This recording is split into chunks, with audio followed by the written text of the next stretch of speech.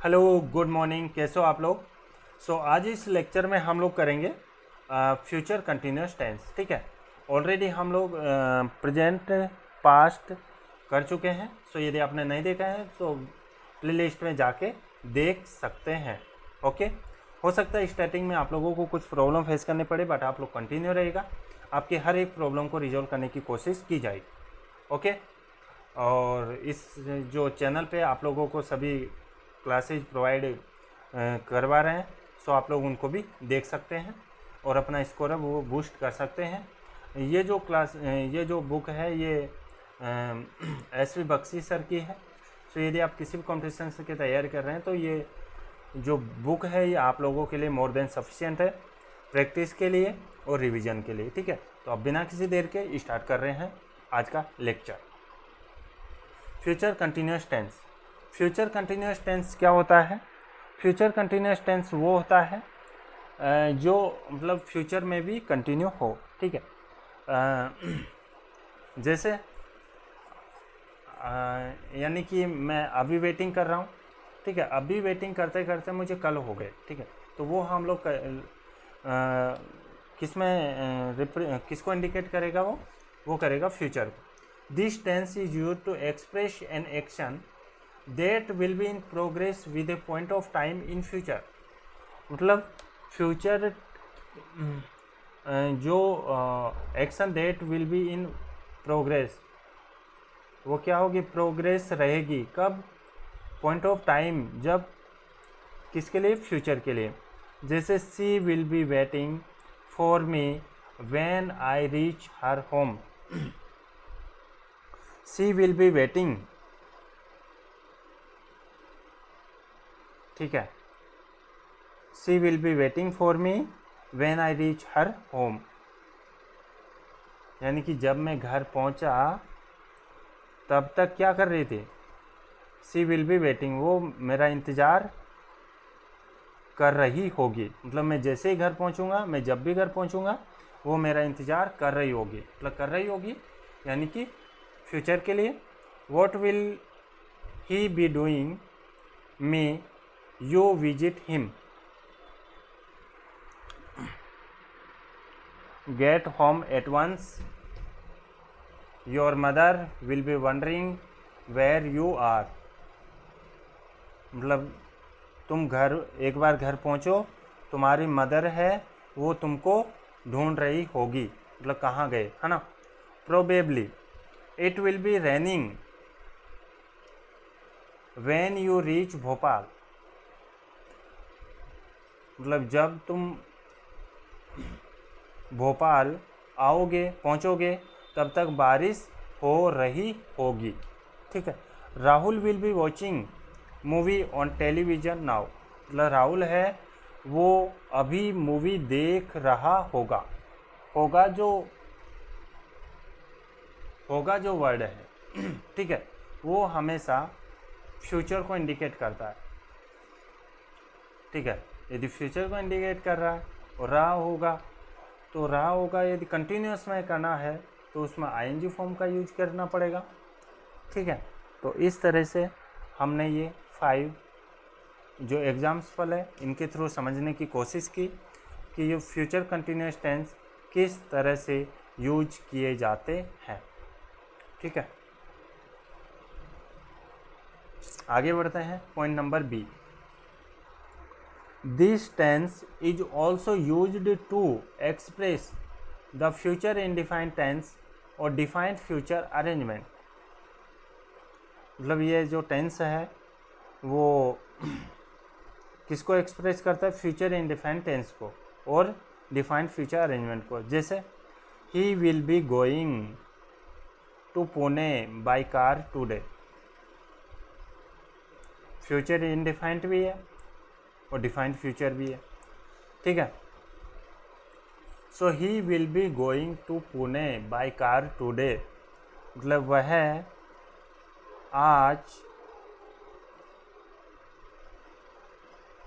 पुणे जा रहे हैं।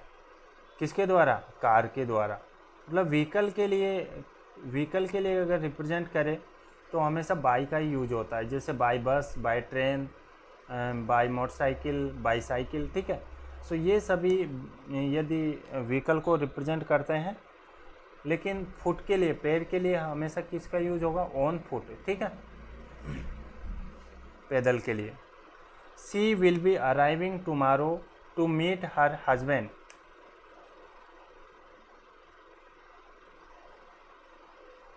She will be arriving tomorrow, वह कल आ चुकी होगी। कहाँ से? अपने हस्बैंड से मिलकर, ठीक है। और हमेशा ध्यान रखना कि टू और टू के साथ हमेशा वर्ब की फर्स्ट फॉर्म आती है, और इसके कहते हैं इन्फिनेटिव, ठीक है। Okay, so she will be arriving tomorrow to meet her husband, मतलब वह कल आ रही होगी। कहाँ से? उनके हस्बैंड से मिलकर, ठीक है। आगे बढ़ते हैं।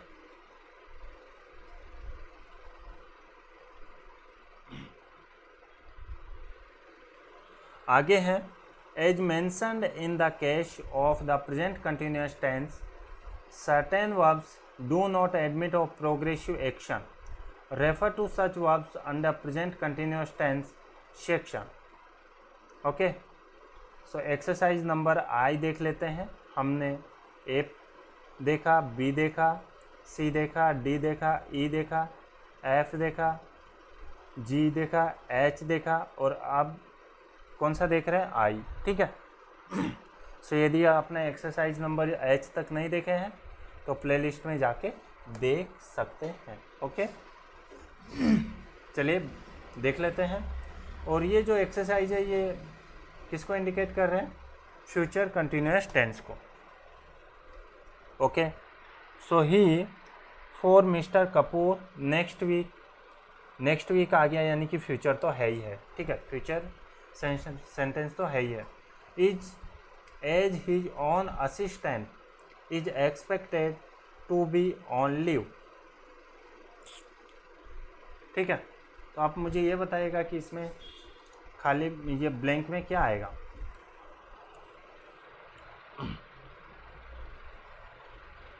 ही for mister Kapoor next week as his on assistant is expected to be on leave. तो इसको मैं ऐसे लिख सकता हूँ क्या कि ही विल बी वर्किंग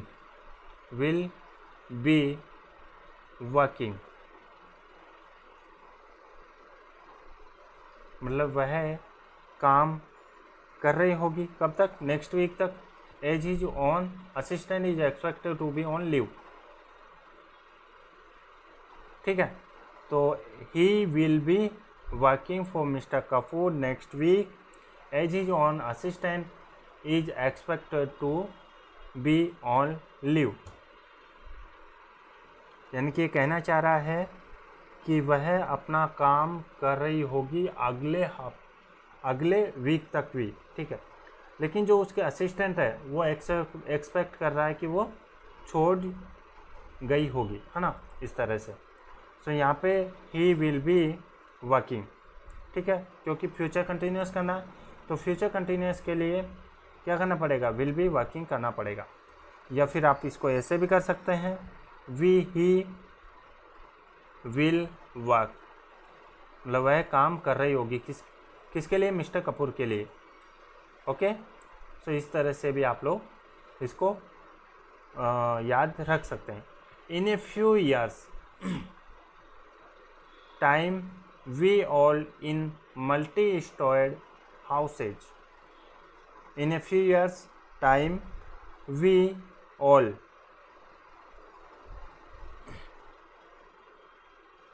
हमने पढ़ा था कि आई और वी के साथ हमेशा किसका यूज होता है? सेल का। तो यहाँ पे सेल आ जाएगा, बी आ जाएगा, और लिव की आईएनजी फॉर्म क्या हो जाएगी? लिविंग। तो सेल बी लिविंग। तो in a few years time we all shall be living in multi stored houses. Okay, इसमें किसी को भी कुछ भी प्रॉब्लम हो तो आप लोग पूछ सकते हैं।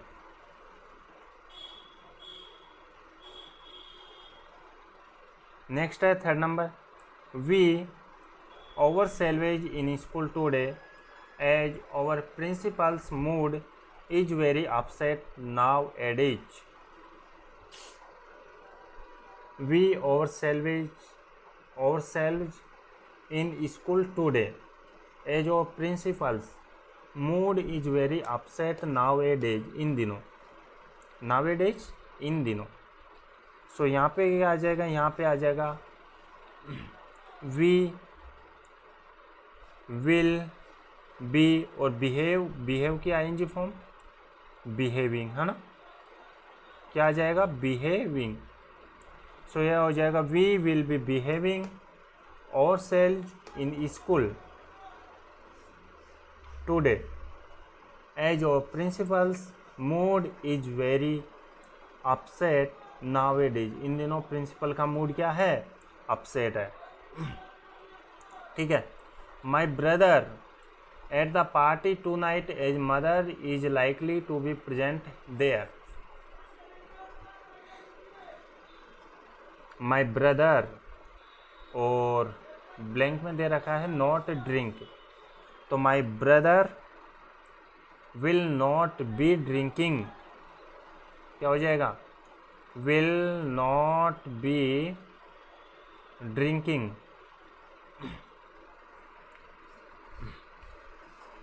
ध्यान रखना हेल्पिंग वर्ब के बाद में और बी से पहले किसका यूज होता है, नॉट का। आप लोग इसको यहाँ नहीं ले सकते नॉट विल बी ड्रिंकिंग, नहीं, गलत हो जाएगा। या फिर विल बी नॉट ड्रिंकिंग, ये भी गलत हो जाएगा। तो सही करेक्शन क्या हो जाएगा, विल नॉट बी ड्रिंकिंग। तो my brother will not be drinking at the party tonight as mother is likely to be present there. Okay. या फिर इसको आप लोग विल नॉट ड्रिंक भी कर सकते हैं, will not drink. My brother will not drink at the party tonight as mother is likely to be present there. ठीक है। नेक्स्ट है he surely if you visit his room now, बताएगा क्या आएगा। और यहाँ पे दे रखा है ब्रैकेट में स्मोक, तो he surely will be, क्या हो जाएगा, will be smoking। तो he surely will be smoking if you visit his room now। ठीक है। तो इस तरह से हम लोग फ्यूचर कंटिन्यूस टेंस में यूज करते हैं। कुछ डाउट हो तो आप लोग कमेंट बॉक्स में बता देना। यदि कुछ भी आपको समझ में नहीं आए तो भी आप लोग कमेंट बॉक्स में बता देना, ताकि मैं नेक्स्ट जो क्लास है उससे और इम्प्रूव कर सकूँ। ठीक है, यदि आपको कुछ प्रॉब्लम हो तो। नेक्स्ट है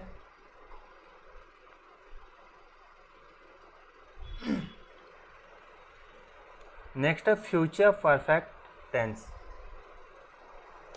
फ्यूचर परफेक्ट टेंस। अच्छा, फ्यूचर परफेक्ट टेंस क्या होता है? फ्यूचर परफेक्ट टेंस ये होता है बेटा, this tense is used when out of two actions, इसमें टू एक्शंस होंगे। It is necessary to emphasize that the preceding action will be completely finish, मतलब जो पहले का जो एक्शन है वो कम्प्लीटली फिनिश हो चुका होगा before the succeeding action start in future. और जो उस पहले का है वो स्टार्ट रहेगा। ठीक है। So sometimes preceding action is implied and indicated by the use of, मतलब कुछ इसके वर्ड्स हैं, कुछ जो वर्ड है जो इसको प्रीसीडिंग एक्ट फाइंड आउट करने में हेल्प मिलती है। जैसे ever, just, already, recently, yet, so far, till, before, by the time और आफ्टर। ठीक है, ever, just, already, recently, yet, so far, till, before, by the time और आफ्टर, ये सभी किसको रिप्रेजेंट करते हैं? ये सभी प्रीसीडिंग एक्शन को रिप्रेजेंट करते हैं। चलिए एग्जाम्पल के थ्रू समझने की कोशिश करते हैं। She will have already prepared food when I reach home.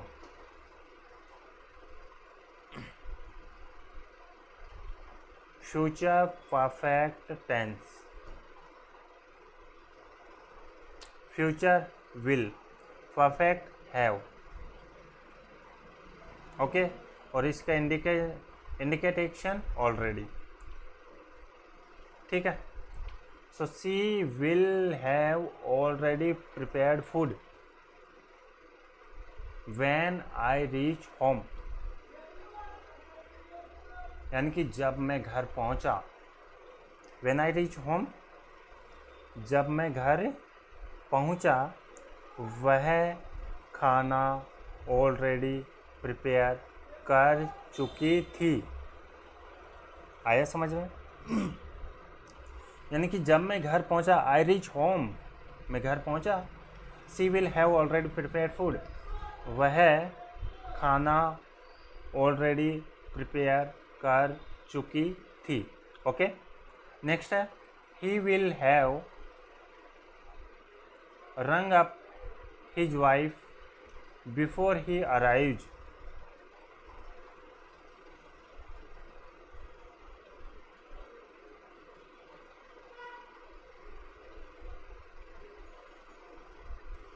उसके पहुंचने से पहले, उसके पहुंचने से पहले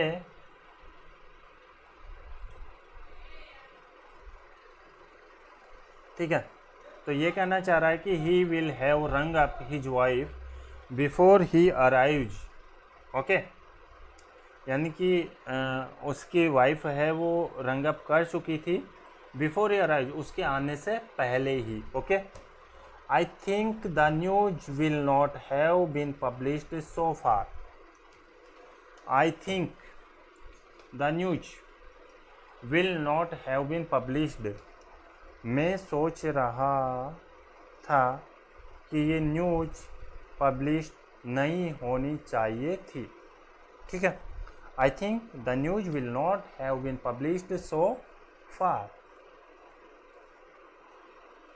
माई assistant will have typed 5 letters by lunch today. मेरा जो असिस्टेंट है वो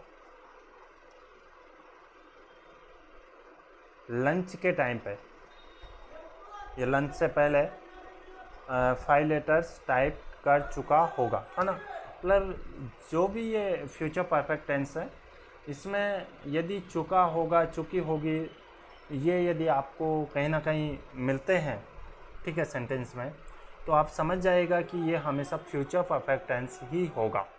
ओके, चलिए आगे बढ़ते हैं, आगे पॉइंट की ओर मूव करते हैं।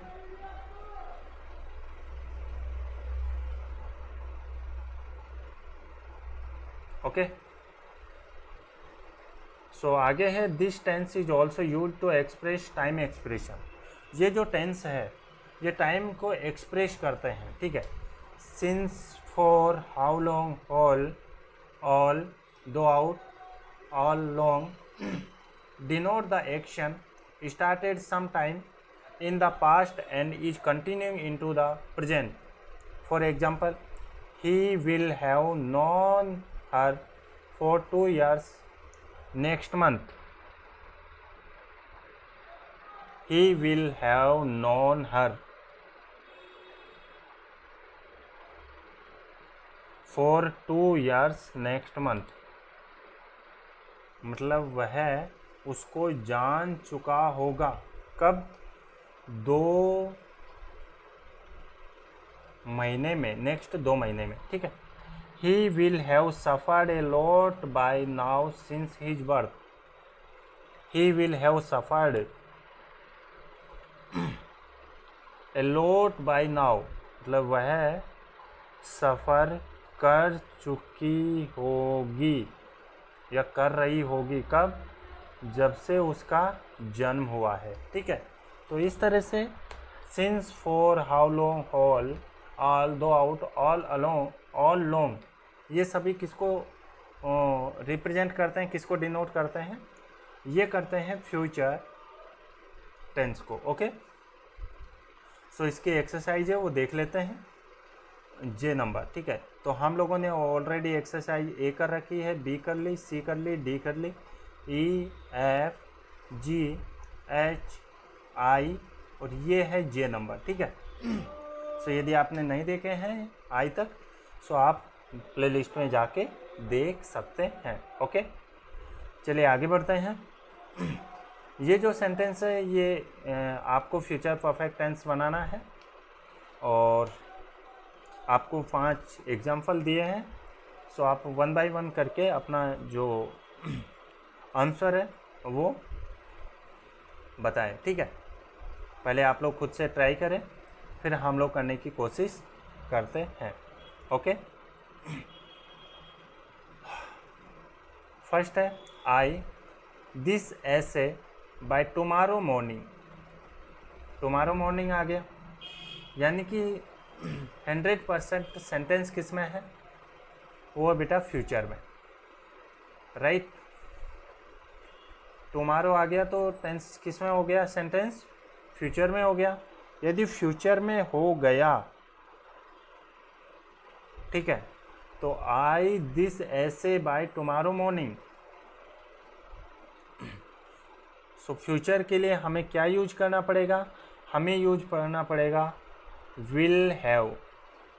और आप लोग जानते होंगे कि हैव के साथ हमेशा कौन सी फॉर्म? Third form. यदि अभी तक आपको याद नहीं है तो फिर ये आपकी मिस्टेक है।